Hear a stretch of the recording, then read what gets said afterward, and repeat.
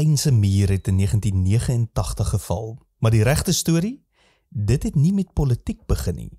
Dit het in 'n kerk begin.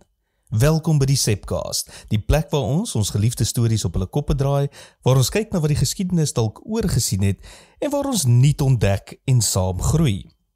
Nou vir jare het Oost-Duitse burgers elke maandag by die Nikolai-kerk in Leipzig vergader vir gebedsdienste. Hulle het gebid vir vrede, vir vryheid.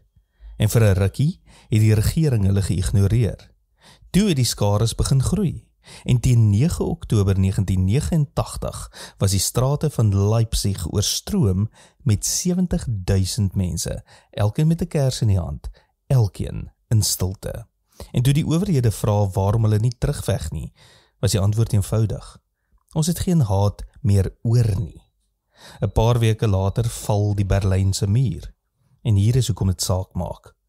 Kom ons kyk 'n bietjie verder na 'n ander teks in die Bybel wat Johannes 12 vers 27 tot 36 steun, waarmee ons Sondag besig was, vir ons sê dat gestuurdes vertel van Jesus. Ons is gestuur om Jesus te wys.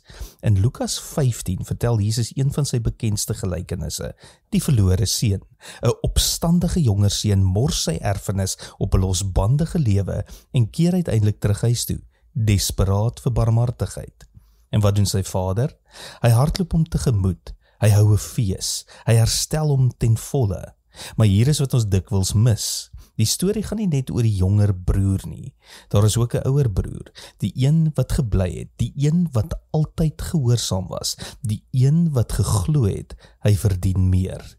En toe sy pa genade uitstort oor die jonger seun, word die ouer broer woedend. Ek het alles reg gedoen. Hoekom kry hy die fees? Ek noem dit die evangelie vir die moralis. Want hier is die waarheid. Albei seuns was verlore. Die jongste was verlore in rebellie en die oudste seun was verlore in selfgeregtigheid. Ek dink baie kerke is vandag vol ouer broers, mense wat dink dat hulle morele lewe hulle God se guns laat verdien. Maar Jesus keer die storie om. Verlossing word nie verdien nie, dit word gegee. En daarom verander genade harte beter as wat dwang dit ooit kan doen. In 1989 het die Berlynse muur nie geval weens geweld nie. Dit het geval weens vergifnis.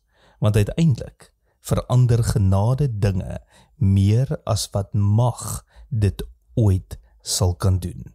Ons is gestuur om Jesus te wys. Tot môre, mooi loop.